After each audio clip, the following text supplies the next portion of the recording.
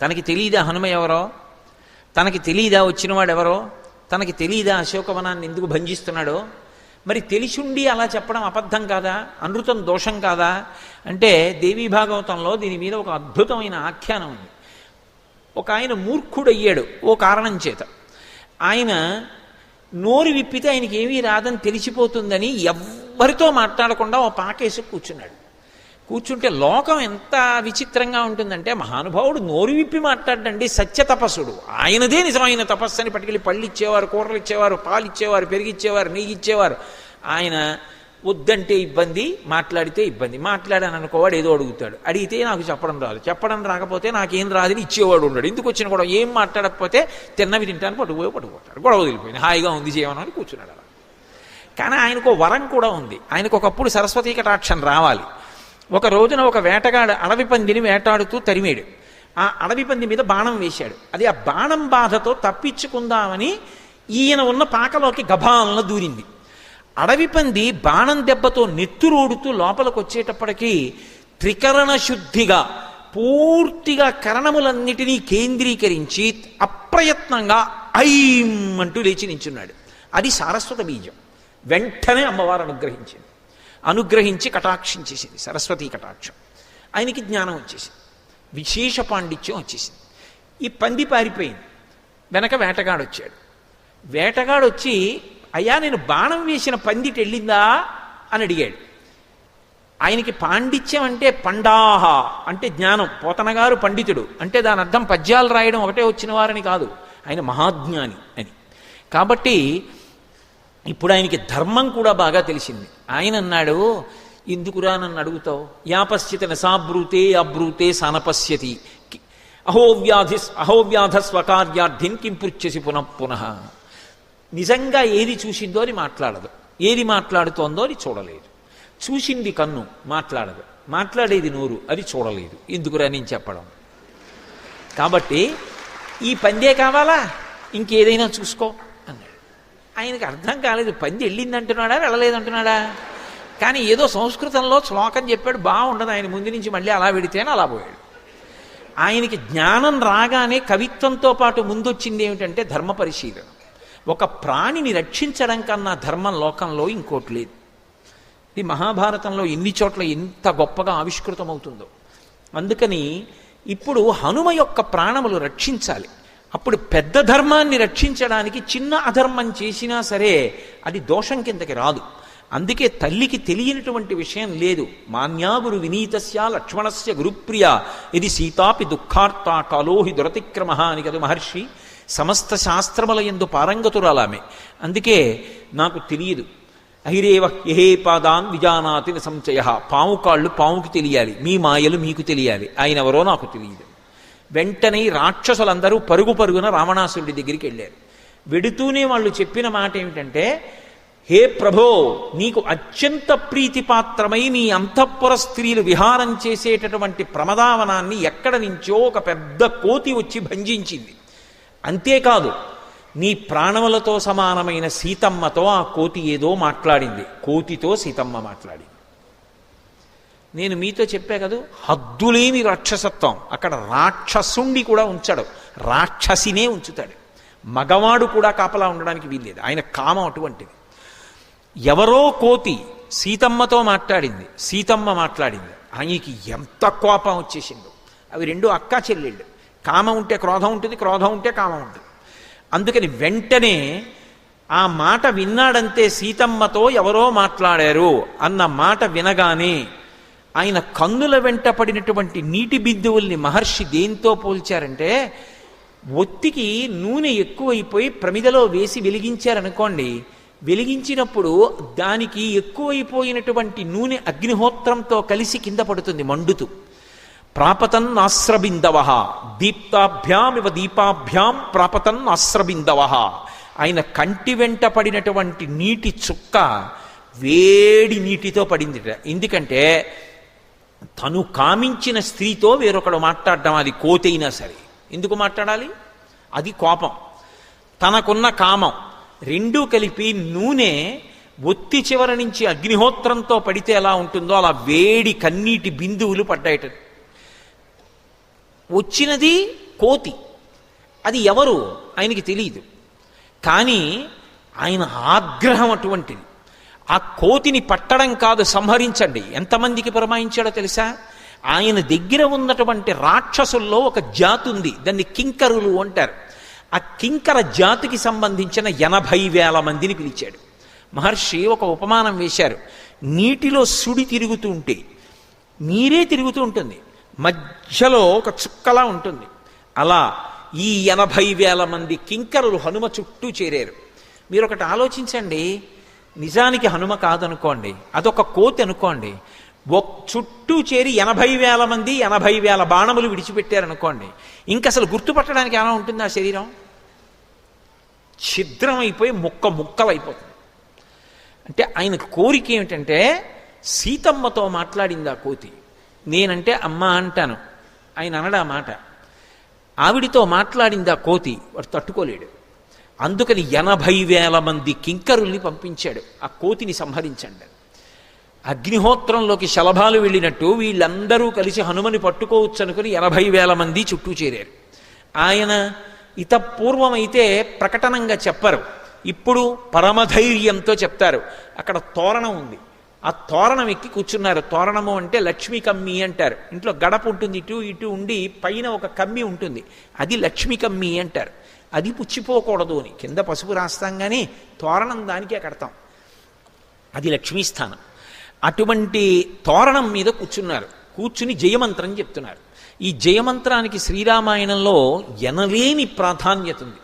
జయత్యతి బలో రామో లక్ష్మణశ్చ మహాబలః రాజాజైతి సుగ్రీవో రాఘవేణాభిపాలితః దాసోహం కోసలేంద్రస్య రామస్య అక్లిష్టకర్మణః హనుమాన్ శత్రుసైన్యానాం నిహంతా మరుతత్మజః న రావణ సహస్రం మే యుద్ధే ప్రతిఫలం భవేత్ శిలాభిస్తు ప్రహరతః పాదపైశ్చ సహస్రశః అర్దయిత్వా పురీం లంకాం అభివజ్య చ మైథిలీం సమృద్ధార్థో గమిష్యాం విశతాం సర్వరక్షసాం అన్నారు. జయత్యతి బలో రామో లక్ష్మణశ్చ మహాబలః, జయశీలుడైనటువంటి రామచంద్రమూర్తి వర్ధిల్లుతున్నాడు, ఆయనతో ఉన్నటువంటి లక్ష్మణస్వామి వర్ధిల్లుతున్నాడు. వాళ్ళిద్దరి యొక్క ఛత్రఛాయల్లో ఉన్నటువంటి మా ప్రభువైనటువంటి సుగ్రీవుడు అతిశయించి ఉన్నాడు. కాబట్టి జయత్యతి బలో రామో లక్ష్మణశ్చ మహాబలః రాజాజైతి సుగ్రీవో రాఘవేణాభిపాలితః దాసోహం కోసలేంద్రస్య రామస్య అక్లిష్టకర్మణః. అత్యంత హేళగా కార్యాలు చెయ్యగలిగినటువంటి రామచంద్రమూర్తి యొక్క దాసానదాసుణ్ణి నేను. దాసోహం కోసలేంద్రస్య రామస్య అక్లిష్టకర్మణః హనుమాన్ శత్రుసైన్యానాం నిహంతా మరుతత్మజః. నా పేరు హనుమ, శత్రుసైన్యములను మర్దించడంలో నాకు నేనే సాటి. నిహంతా మారుతత్మజః న రావణ సహస్రం మే యుద్ధే ప్రతిఫలం భవేత్. 1000 మంది రావణాసురుడు వచ్చినా ఎదురుగుండా నిలబడినా ఈ భుజాదండానికి వాళ్ళొక పురుగు, చేత్తో కొట్టి చంపేస్తాను, నాకు ఆయుధములక్కర్లేదు. శిలాభిస్తు ప్రహరతః పాదపైశ్చ సహస్రశః అర్దయిత్వా పురీం లంకాం అభివజ్య చ మైథిలీం. నా పాదముల చేత తొక్కేస్తాను, మోకాళ్లతో పొడుస్తాను, నా వక్షస్థలం చేత కుమ్మేస్తాను, రాళ్ళు పెట్టి కొడతాను, చెట్లు ఎత్తి విసురుతాను, పర్వత శిఖరములను అత్యంత హేళగా చేతిలో రాళ్లు పట్టుకున్నట్టుగా పట్టుకుని విసిరి కోట్ల సైన్యాన్ని సంహరిస్తాను. నాకు వేరు ఆయుధం అక్కర్లేదు. ఎలా వచ్చానో అలా వెళ్ళిపోతాను. నేను వచ్చింది సీతామాత దర్శనానికి వచ్చాను. అభివాజ్యత మైథిలి, మళ్ళీ వెళ్ళిపోయే ముందు సీతమ్మకి నమస్కరించి వెళ్ళిపోతాను. నన్ను పట్టగలిగిన వాడు మీ లంకాపట్టణంలో లేడు, మీ ప్రభువుకే చేత కాదు, మీరెంత. కాబట్టి అభివాజ్యత మైథిలీం సమృద్ధార్థో గమిష్యామి విశతాం సర్వరక్షసాం. 100 యోజనముల సముద్రాన్ని అవలీలగా దాటి వెళ్ళిపోతాను. నేను రామచంద్రమూర్తి యొక్క దాసానదాసుణ్ణి అని జయమంత్రం పఠిస్తూ ఆ లక్ష్మీ కమ్మి మీద, పైకమ్మి మీద, తోరణం మీద ఎక్కి కూర్చున్నారు. 80,000 మంది కింకరుల మూక వచ్చి చుట్టూ నిలబడి ఆయన మీద బాణప్రయోగం చేస్తున్నారు. వెంటనే అందులోంచి ఒక పెద్ద పరిఘని ఒకదాన్ని ఊడబెరికారు. ఊడబెరికి గిర్ర గిర్ర గిర్ర గిర్ర తిప్పి ఆ పరిఘ పెట్టి 80,000 మందిని కొట్టారు. కొడితే 80,000 మంది గుర్తుపట్టడానికి వీలు లేనటువంటి మాంసపు ముద్దలైపోయారు. అంతా నిత్తుటితో తడిసిపోయి ఏరులై ప్రవహించింది. అప్పటి వరకు ప్రశాంతంగా ఉన్నటువంటి అశోకవనంలో కన్నులు మూసి కన్నులు తెరిచేటప్పటికి 80,000 మంది కింకరుల మూక గుర్తుపట్టడానికి వీలు లేకుండా అయిపోయారు. హడిలిపోయారు అక్కడున్న రాక్షస స్త్రీలు. ఈయన సామాన్యుడు కాడని మళ్ళీ పరుగు పరుగున రావణాసురుడి దగ్గరికి వెళ్ళారు. 80,000 మంది కింకరులు మడిసిపోయారు. ప్రభో, అది సామాన్య వానరం కాదు, అదేదో మహావానరం, దానికి అలసట లేదు, హేళగా భంజిస్తోంది. ఆ పైన ఉన్నటువంటి తోరణం మీద కూర్చుంది, సీతమ్మకి నమస్కరిస్తోంది. అది ఎలా వచ్చానో అలా వెళ్ళిపోతానని చెప్తోంది. బహుశా మహేంద్రుడి యొక్క దూతయో అగ్ని యొక్క దూతయో రామచంద్రమూర్తియే సీతమ్మ యొక్క జాడ కనిపెట్టడానికి దూతని పంపించాడో మాకు తెలియదు. కాబట్టి నువ్వు వెంటనే జాగ్రత్త పడి ఆ వానరాన్ని పట్టుకోగలిగినటువంటి వారిని పంపించమన్నారు. వెంటనే సభలో చుట్టూ కలిగి చూశాడు. 7 మంత్రిసుతులు కనపడ్డారు. 7 మంత్రిసుతుల వంక ఇలా చూసేటప్పటికి ఉత్సాహంతో యజ్ఞకుండంలో నేయి వేస్తే అగ్ని జ్వాల ఎలా పైకి లేస్తుందో అలా లేచారు. లేచి మేము యుద్ధానికి ఎడతామని బయలుదేరారు. 7 మంత్రిసుతులు కలిసి బయలుదేరి వస్తున్నారు. తలైనాభ్యహనత్కాంశ్చి పాదైకాంశ్చిత్ పరంతప ముష్టినాభ్యహనత్కాంశ్చి నఖైకాంశ్చిత్ దదారయత్. 7 మంత్రిసుతులు కొన్ని వేల మంది సైన్యంతో కలిసి వచ్చారు. ఇంత సైన్యాన్ని ఆ పైన ఉన్నటువంటి పరిగ తీసి కొట్టి పర్వతాకారంగా భీషణంగా పెరిగి ఆకాశంలోకి ఎగిరి పైనుంచి కింద పడి ఒక్కసారి ఆ తలీనాభ్యహనత్కాంశ్చి పాదైకాంశ్చిత్ పరంతప, పరమశివుడి యొక్క మహాప్రళయతాండవం ఎలా ఉంటుందో వాళ్ళందరినీ అలా తన పాదముల కింద పెట్టి తొక్కేశారు. కొంతమందిని తన గోళ్ల చేత వక్షస్థలాన్ని చీల్చేశారు, కొంతమందిని మోచేతులతో పొడిచేశారు, కొంతమందిని చేతుల కింద పెట్టి నలిపేశారు, కొంతమందిని మోకాళ్ల మధ్య పెట్టి తొక్కేశారు. అటూ ఇటూ చూసేటప్పటికి ఒక్క రాక్షసులేడు. ప్రమమాధోరసాకాంశ్చి ఊరుభ్యాన పరాన్ కపి కేచిత్తస్య నినాదేన తత్రైవ పతితా భువి అంటారు మహర్షి. కొంతమంది పారిపోతున్నారు దూరంగా. వాళ్ళందరి వంక చూసి పర్వతాకారుడై పెరిగి భీషణమైనటువంటి గొప్ప నాదం చేశారు. ఎక్కడికి పారిపోతారని ఆ పెద్ద నాదం వాళ్ళ చెవుల్లో పడేటప్పటికి వాళ్ళ గుండెలు బద్దలై ముక్కుల్లోంచి చెవుల్లోంచి నెత్తురు కారిపోయి ఎక్కడ వాళ్ళక్కడ పడి మడిసిపోయారు. ఇంతమంది మరణించారు. మళ్ళీ తోరణం మీద కూర్చున్నారు.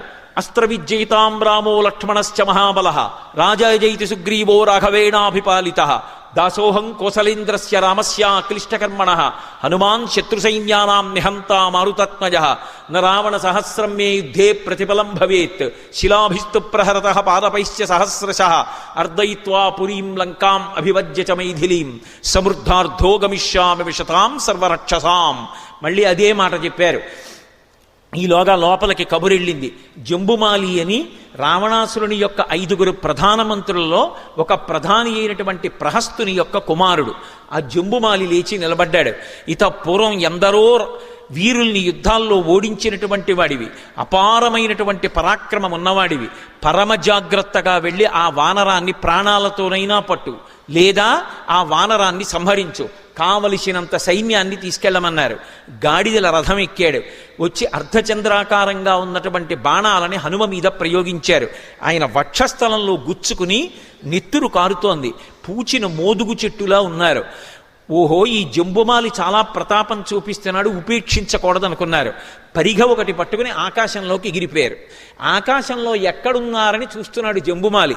హఠాత్తుగా మబ్బుల్లోంచి కనపడి అపారమైనటువంటి వేగంతో కింద పడుతూ పడుతూ అరిచేతితో రథం మీద ఒక్క దెబ్బ కొట్టారు. మహర్షి అంటారు, అప్పటి వరకు జంబుమాలి కనపడుతున్నాడు, ఆ పైనుంచి కింద పడుతూ పడుతూ అరిచేత్తో ఇలా కొట్టి తాను నించున్నారు. అలా కొట్టి నించునేటప్పటికీ అప్పటి వరకు కనపడ్డాడుగా రథంలో. తస్య చైవ శిరన్నాస్తి నబాహు నచుజానుని నరథ నా అశ్వః తత్రాదృశ్యంతి నేషవః. ఇలా చూసేటప్పటికి తలకాయ లేదు, కంఠం లేదు, మొండెం లేదు, మోకాళ్ళు లేవు, కాళ్ళు లేవు, పాదాలు లేవు, రథం లేదు, గుర్రాలు లేవు, అంతా కలిపి ఓ ముద్ద అయిపోయి అక్కడ ఉందంతే. అలా కొట్టారు అరిచేత్తో. కొట్టి మళ్ళీ తోరణం ఎక్కి కూర్చున్నారు. కబురు లోపలికెళ్ళింది. ఈలోగా మళ్ళీ కొంతమందిని పంపించాలి.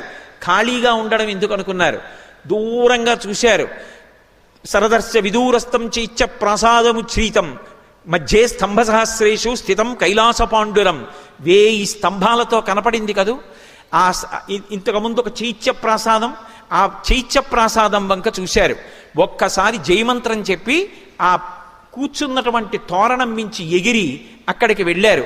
ప్రాసాదస్య మహాంతస్య స్తంభం హేమపరిష్కృతం ఉత్పాటయిత్వా వేగేన శతధార ఆయన అక్కడ ఉన్నటువంటి ఆ మంటపంలోకి వెళ్ళి ఒక బంగారు స్తంభాన్ని ఊడబెరికారు.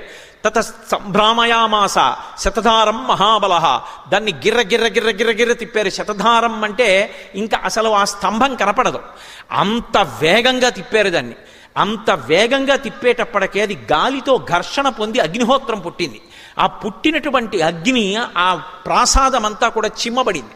చిమ్మబడి అందులో ఉండేటటువంటి కాంచన స్తంభాలు, వాటికి తాపడం చేయబడినటువంటి ముత్యాలు, వజ్రాలు, వైఢూర్యాలు, రత్నాలు పెటిల్లున పేలిపోయి ఆ ప్రాసాదం అంతా కూలిపోయి అగ్నిహోత్ర సంస్కారం అయిపోయి బంగారం అంతా కరిగిపోయి కాలవై ప్రవహించి అశోకవనంలో వెళ్ళిపోతోంది.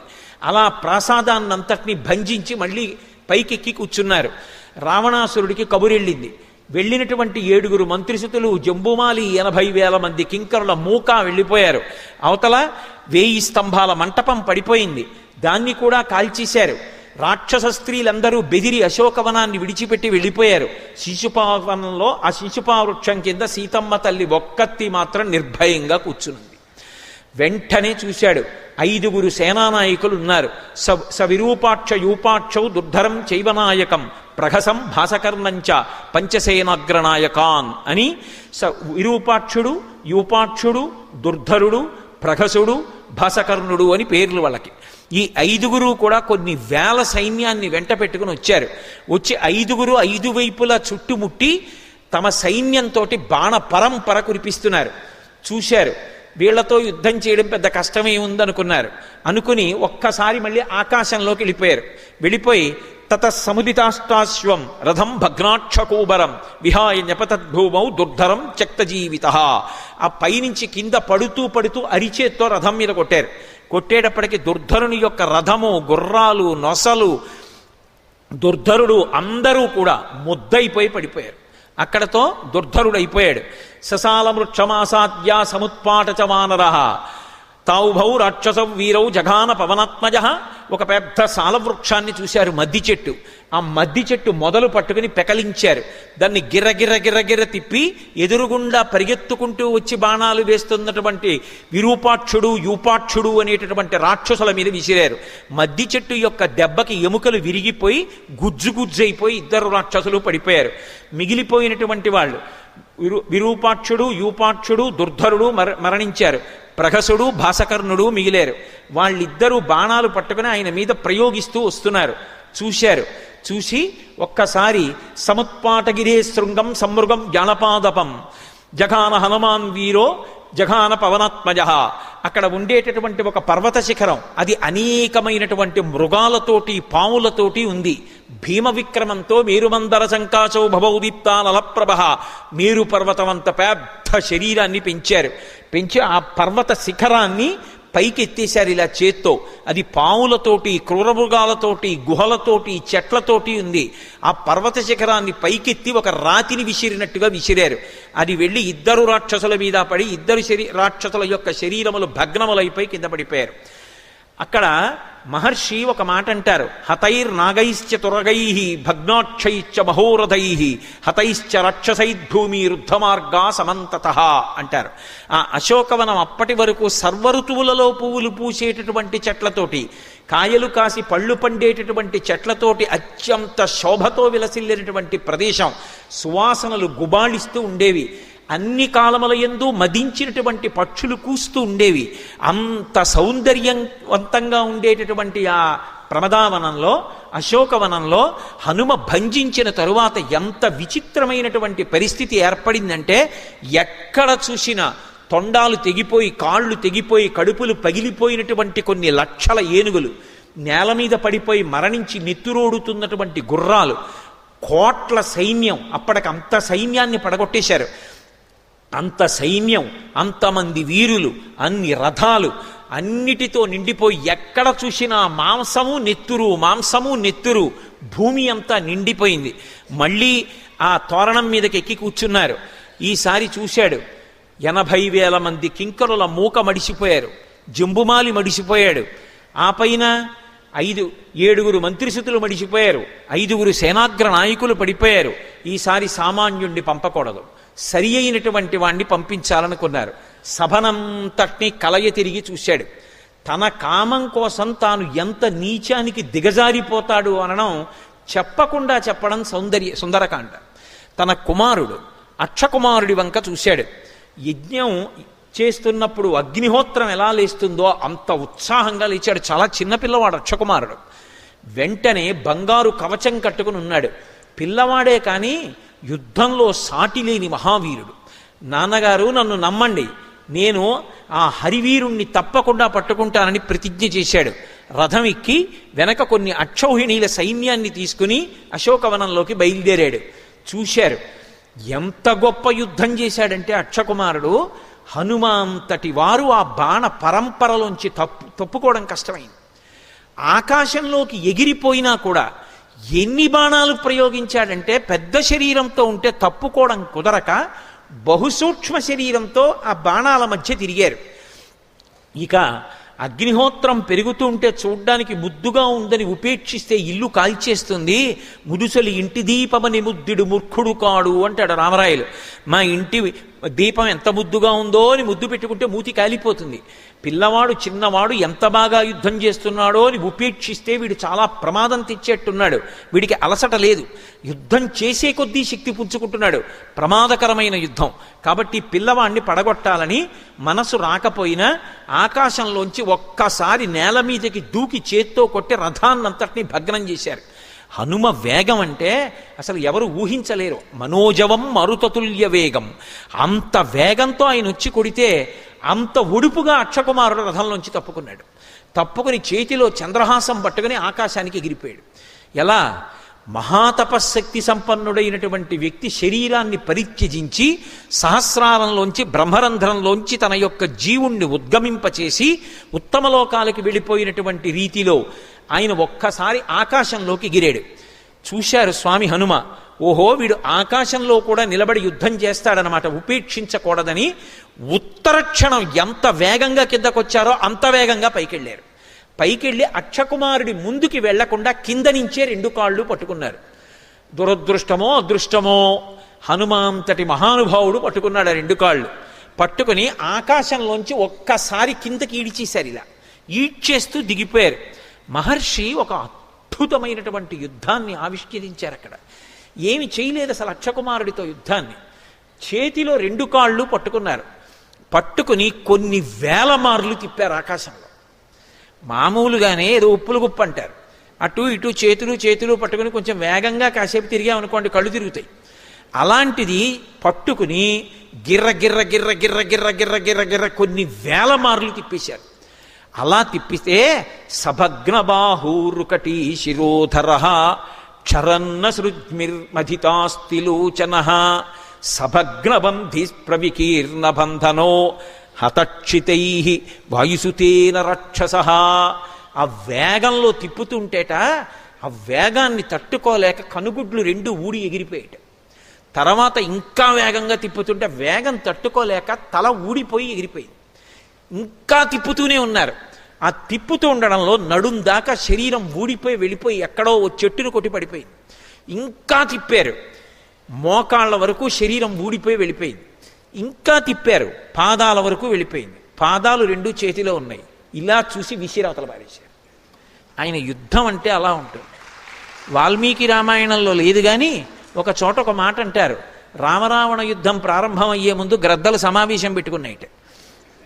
కావలసినంత విందు, ఎక్కడా ఎవ్వరూ భోజనాలకి డబ్బు కట్టక్కర్లేదు. కాబట్టి ఉపనయనాలు వివాహాలు ఉన్నవాళ్ళు చక్కగా చేసేసుకోండి. కానీ ఒక్కటి మాత్రం నియమం పెట్టుకుందాం, పళ్ళు ఊడిపోయినటువంటి గ్రద్దలు, ఓపికని గ్రద్దలు, హనుమ కొట్టిన వాళ్ళని తినండి. ఎందుకంటే అందులో ఇంకా ఎముకలు అవి ఏమి ఉండవు, గుజ్జుంటుంది. చక్కగా లేహ్యం తిన్నట్టుగా తీసుకుని తినేసేయచ్చు. కాస్త మధ్య వయస్కులైనటువంటి వాళ్ళు అంగదుడు, నలుడు, నీలుడు, జాంబవంతుడు ఇలాంటి వాళ్ళు కొట్టినటువంటి వాళ్ళని తినండి. చచ్చే వరకు కొడతారు, ఎముకలు గట్రా విరిగిపోయేటట్టుగా కొట్టి చంపుతారు. కాబట్టి మధ్య వయస్కులకి పెద్ద ఇబ్బంది ఉండదు, తినచ్చు. అందుకని వాళ్ళు తినండి. ఇంకా యువకులైనటువంటి గ్రద్దలు ఉంటారు, వాళ్ళు మాత్రం బాగా యువకులైనటువంటి వాళ్ళు ఉన్నారు. ఆ యుద్ధానికి రామచంద్రమూర్తితో వచ్చినటువంటి వానరాల్లో అటువంటి వాళ్ళు ఎవరిని చంపారో వాళ్ళు ప్రాణం పోయేటట్టుగా మర్మస్థానం మీద కొట్టి వదిలేస్తారు.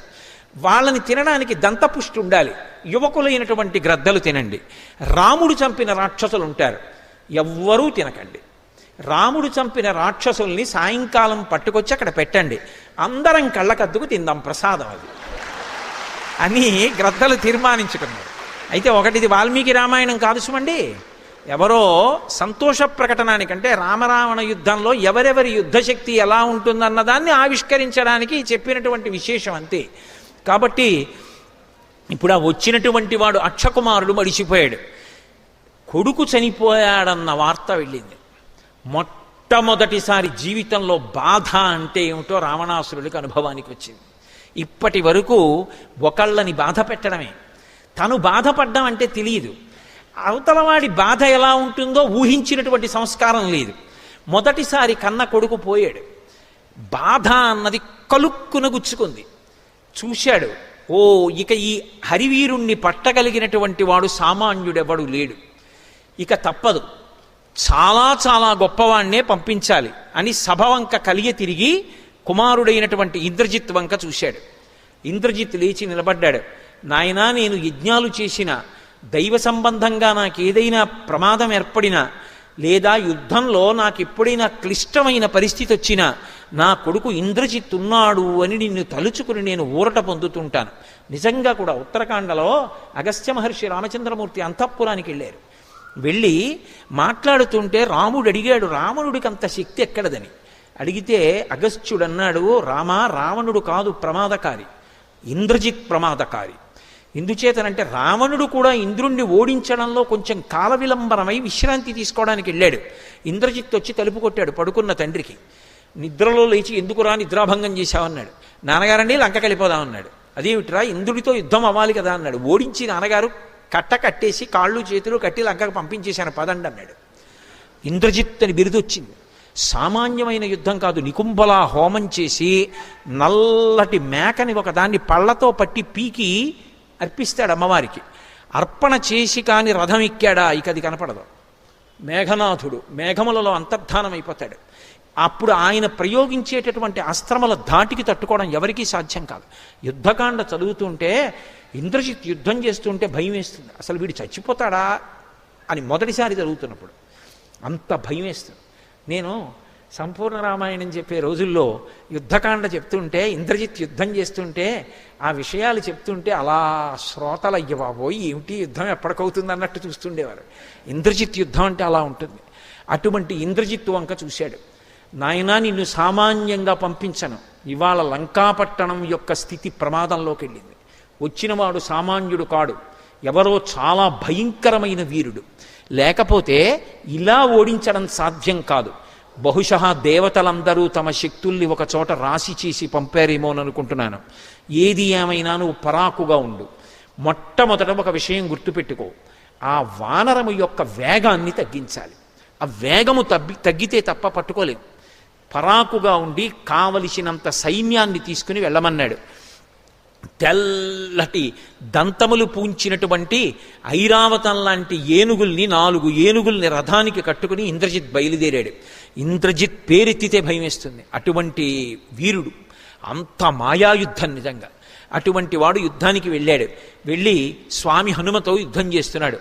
ఎన్ని బాణాలు వేసినా ఎంత చేసినా 48వ సర్గ నడుస్తుంటే ఇంద్రజిత్తు స్వామి హనుమ యుద్ధం చేస్తున్నటువంటి సర్గల్ని పారాయణ చేస్తే ఏలినాటి శని కూడా ఉపశాంతి చెందుతుంది. ఇవాళ జరుగుతున్నటువంటి ప్రవచనంలో చదువుతున్న శ్లోకాలు, ఆ యుద్ధం అంతా కూడా ఎంత ప్రబలమైనటువంటి ఉగ్రస్థితిలో ఉన్న గ్రహాలు కూడా ఉపశాంతి చెందుతాయి ఇవి విన్నా చదివినా. అంత శక్తివంతమైనటువంటి విశేషం నడుస్తోంది అని చెప్తారు సుందరకాండలో ఈ భాగం గురించి. ఎందుకంటే హనుమ అటువంటి స్థితిలో నిలబడి ఉంటారు దుర్నిరీక్షుడై. కాబట్టి ఇంద్రజిత్ యుద్ధానికి వెళ్ళాడు. వెళ్ళి ఎదురుగుండా ఉన్నటువంటి హనుమని చూశాడు. ఎన్ని వేల బాణములు ప్రయోగించినా అసలు ఆయన చిక్కనే లేదు. ఆ బాణముల మధ్యలో సూక్ష్మ రూపంలో తిరుగుతున్నారు, అలసట లేదు.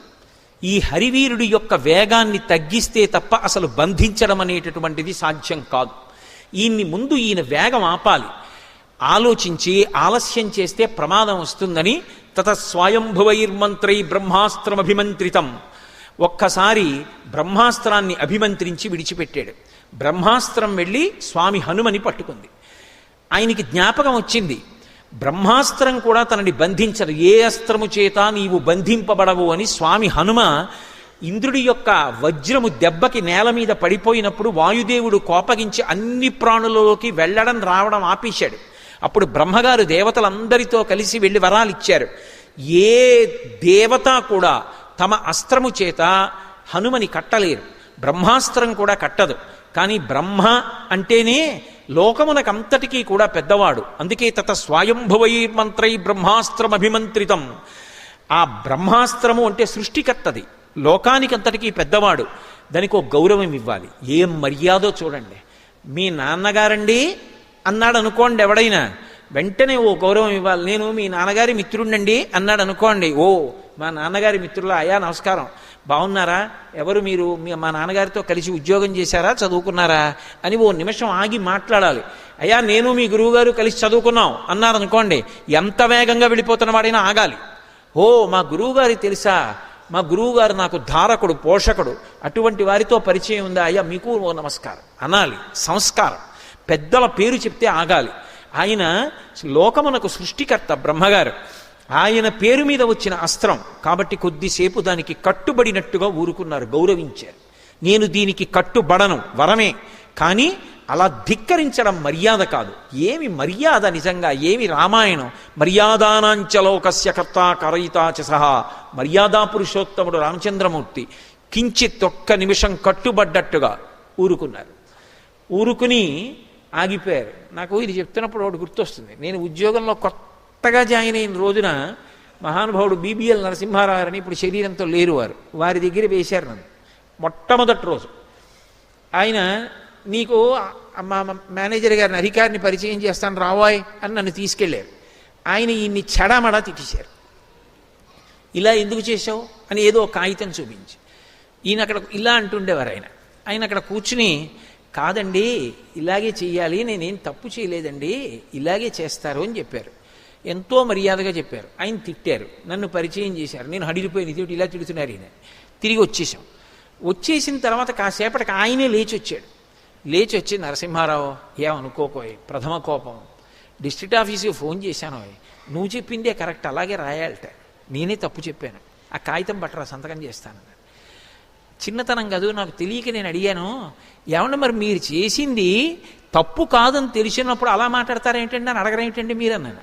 ఆయన నా వంక సర్రున చూసి అన్నారు, ఆ కుర్చీకో గౌరవం ఉంటుందయ్యా, ఇప్పుడే కాదు నువ్వు ఉద్యోగం చేసినంతకాలం గుర్తుపెట్టుకో, ఆ కుర్చీలో ఒకరు కూర్చున్నారు అంటే ధిక్కరించకూడదు. ఆయన ఒకవేళ పొరపాటు మాట్లాడినా మనం నిగ్రహం పాటించాలి. ఎందుకో తెలుసా, అదొక గదిలో ఎందుకేశారు, దానికి ఒక గౌరవం ఉంది. ఆ కుర్చీలో వ్యక్తిని అగౌరవపరిస్తే కుర్చీని అగౌరవపరిచినట్టు. రేపు నువ్వు కూర్చోవు, పదోన్నతి పొందితే. కాబట్టి మౌనం పాటించాలి, అలా తొందరపడకూడదు. అందుకే నేను మాట్లాడలేదన్నారు. నా జీవితంలో ఇప్పటికీ నాకు అదే పాఠం. ఉద్యోగం చేసేటప్పుడు నాకు ఎప్పుడు ఆయన జ్ఞాపకానికి వస్తుంటారు. ఎంత మర్యాదగా మాట్లాడారో చూడండి హనుమ. అది బ్రహ్మాస్త్రం, సృష్టికర్త పేరు మీద వచ్చింది. కట్టుబడతాను కాసేపని కట్టుబడ్డారు. ఆయన ఎప్పుడైతే కట్టుబడ్డట్టుగా పడ్డారో ఈ తెలిసి తెలియనటువంటి రాక్షసులందరూ బయలుదేరి వచ్చారు. వచ్చి గబగబా నార తీసుకొచ్చారు, నారతాడు తీసుకొచ్చారు, చెట్టు పట్టలు తీసుకొచ్చారు, ఆయన్ని కట్టేశారు గబగబా. సబద్ధ స్త్రేణ విల్కేణ విముక్తో స్త్రేణ వీర్యవాన్ అస్త్రబంధస్య చాన్యం హీ నబంధం అనువర్తతే. బ్రహ్మాస్త్రం అంటే దానికి ఒక గౌరవం ఉంటుంది. అది కట్టిన వాళ్ళని తీసుకొచ్చి ఇంకో దాంతో కట్టారనుకోండి, అది వదిలేస్తుంది. కాబట్టి అది వదిలిపెట్టేసి. ఇప్పుడు ఒక ప్రమాదం వచ్చింది. ఇంద్రజిత్తుకి తెలుసు ధనుర్వేదం. అహో మహత్కర్మ కృతం నిరర్ధకం నరాక్షసైర్మంత్రగతిర్విమృష్ట. వీళ్ళు తెలిసి తెలియక పెద్ద ప్రమాదం తీసుకొచ్చారు.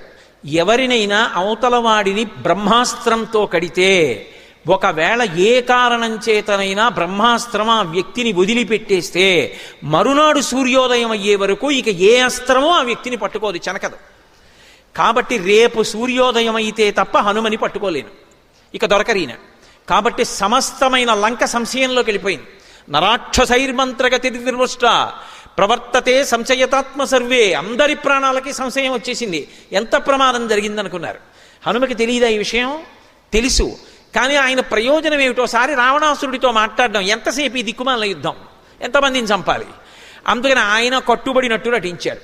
ఆయన ఏదో కట్టుబడిపోయారని వీళ్ళు అనుకున్నారు. చారుడు చారుడు అంటూ ఆయన్ని కొడుతూ ఈడ్చుకుంటూ సభలోకి తీసుకెళ్లారు. సభలోకి తీసుకెడితే ఎదురుగుండా కూర్చున్నాడు. పెద్ద నల్లటి మబ్బు మీద కొంగల బారు ఎగురుతుంటే ఎలా ఉంటుందో అలా ముత్యాల హారం ఒకటి మెళ్ళో వేసుకుని ఉన్నాడు. 4 మంత్రులు చుట్టూ పరివేష్టించి ఉన్నారు. 10 తలలతో ఉన్నాడు.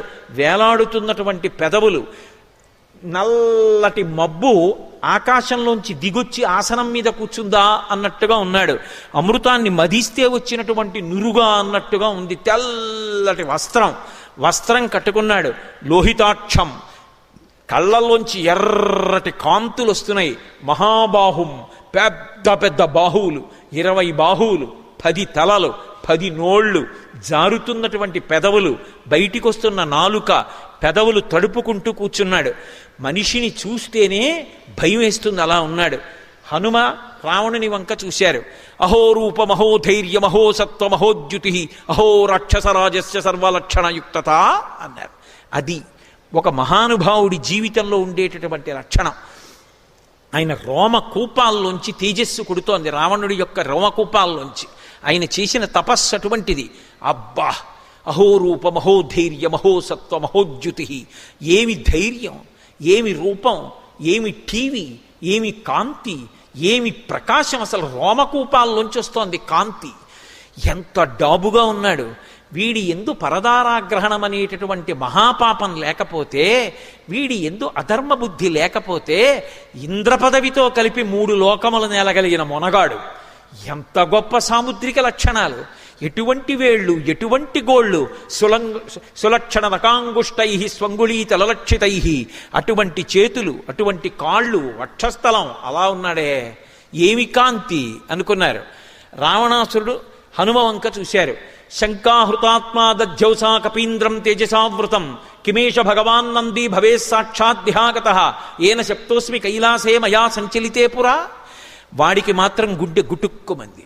ఇది ఉపాసనలో ఉండే తేడా. ఇద్దరూ భగవదుపాసకులే, కానీ ఒకడు అధర్మం వైపు నడుస్తూ ఉంటాడు, ఒకడు ధర్మం వైపుకి నడుస్తూ ఉంటాడు. ధర్మం వైపు నడిచినటువంటి వాడికి ఉన్న ధైర్యం అధర్మం వైపు నడిచినటువంటి వాడికి ఉండదు. అందుకే హనుమ వంక చూడగానే శంకాహృతాత్మా దధ్యౌసా కపీంద్రం తేజసావృతం, హనుమ యొక్క తేజస్సు వంక చూశాడు. అబ్బా, ఏవి తేజస్సురా ఇది! కిమేష భగవాన్ నంది భవే సాక్షాద్దిహాగత. నందీశ్వరుడిగా కనపడ్డారు. ఏమిరా, నాకు ఈయన చూస్తే వానరుడిలా కనపట్టలేదు, నందీశ్వరుడిలా కనపడుతున్నాడు. ఒకవేళ నేను ఒకనాడు పుష్పక విమానం ఎక్కి కైలాస పర్వత శిఖరం మించి వెళ్ళిపోతున్నాను. అకస్మాత్తుగా పుష్పక విమానం ఆగిపోయింది. ఉత్తరాఖండలోంచి చెప్తున్నాను. ఆగిపోతే మంత్రులను అడిగాను, ఎందుకు వెళ్ళటం లేదు విమానం అని అడిగాను. కింద కైలాస పర్వతం ఉంది, దాని మీద పార్వతీ పరమేశ్వరులు ఉంటారు, కాబట్టి ఈ విమానం వెళ్ళటం లేదన్నారు. అక్కడి నుంచి విమానంలో కిందకి దిగి పార్వతీ పరమేశ్వరులు విహారం చేస్తే శంకరుడికి యుక్తాయుక్త విచక్షణ ఉండక్కర్లేదా? రావణ బ్రహ్మ పుష్పక విమానంలో వెడుతుండగా కింద పార్వతీదేవితో విహరించి విమానం ఆపుతాడా? ఏది పిలవమన్నాడు. నందీశ్వరుడు ఎదురొచ్చాడు. ఎదురొచ్చి ఎవరు నువ్వని అడిగాడు. వానరముఖంతో ఉన్నామని చెప్పి నందిని చూసి వికటాట్టహాసం చేశాడు.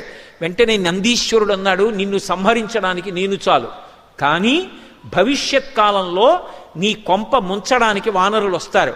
నా ముఖం చూసి వానరముఖం అన్నావు, ఒక వానరుడి యొక్క తేజస్సు చూసినప్పుడు నేను జ్ఞాపకానికి వస్తాను. వానరముఖాలతో వచ్చినటువంటి వాళ్ళ వల్లనే లంకాపట్టణం సర్వనాశనం అయిపోతుంది, శపిస్తున్నానన్నారు.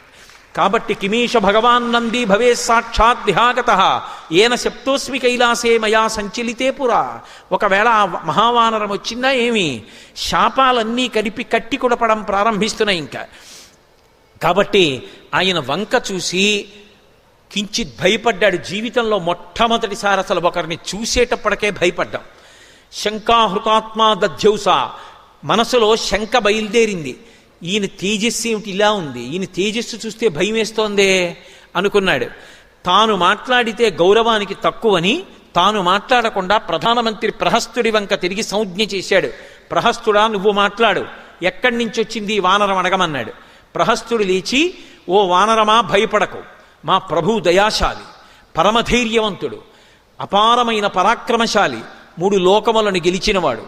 నిజం చెప్పావా ప్రాణభిక్ష పెడతాడు, నిజం చెప్పలేదా కుత్తుక ఉత్తరిస్తాడు. నువ్వు అగ్నిహోత్రుడి పనుపున వచ్చావా, దేవేంద్రుడి పనుపున వచ్చావా, రాముడి పనుపున వచ్చావా, శ్రీ మహావిష్ణువు పనుపున వచ్చావా, ఎవరి పనుపున వచ్చావు, ఎవరి దూతవి, ఎందుకు వచ్చావు, మా ప్రభువుకి అత్యంత ప్రీతిపాత్రమైనటువంటి ప్రమదావనాన్ని ఎందుకు భంజించావు, ఆయన కామించిన సీతమ్మతో ఏం మాట్లాడావు, ఎందుకు మాట్లాడావు, ఏం చేశావు, అన్నీ కూడా నిజం చెప్పు. నిజం చెప్పావా ప్రాణం దక్కుతుంది, నిజం చెప్పలేదా నీ ప్రాణములు దక్కవు. మా ప్రభువు ఎదురుగుండా నిలబడి ఉన్న సత్యాన్ని మాట్లాడు అన్నాడు. ప్రహస్తుడి వంక చూసి నవ్వి అన్నాడు, నీతో మాట్లాడడానికి కోసం నేను ఇక్కడికి రాలేదు, రావణుడితో మాట్లాడడానికి వచ్చాను. నీతో కాదు చెప్పవలసింది, రావణాసురుడితోటే చెప్తాను తిన్నగా. నేను వచ్చింది ఎవరి పనుపున వచ్చానంటే విష్ణువు పనుపున, శివుడి పనుపున, బ్రహ్మ పనుపున, ఇంద్రుడి పనుపున, అగ్ని పనుపున, దేవతల పనుపున వచ్చినవాడను కాను. నేను నిక్కచ్చిగా వానరుణ్ణి. నేను వానర ప్రభు అయినటువంటి సుగ్రీవుడి పనుపున వచ్చాను. భ్రాతుశ్రుని సమాదేశం సుగ్రీవస్య మహాత్మనః. సుగ్రీవుని యొక్క సోదరుడు అయిన ఓ రావణ విను నేను చెప్పిందన్నాడు. సుగ్రీవుడికి ఎలా సోదరుడయ్యాడు రావణాసురుడు? భ్రాతుశ్రుడి సమాదేశం ఎలా అన్వయం అవుతుంది అంటే ఎత్తి పొడిచాడు మహానుభావుడు హనుమ. ఒకానొకప్పుడు వాలి ఈ రావణాసురుడు కలిపి సంధి చేసుకున్నారు.